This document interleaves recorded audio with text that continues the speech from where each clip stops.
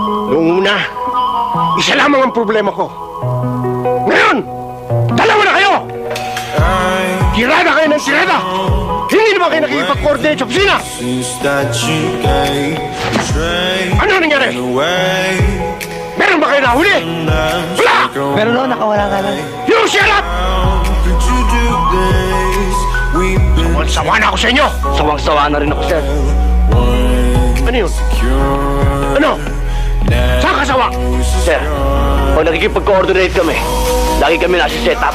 Kung hindi nagpa-prayer meeting, may nagpa-birthday party. Nakikain pangako kami. Hindi ka! Ayoko na mapahiya, sir. Tumigil na nga kayo!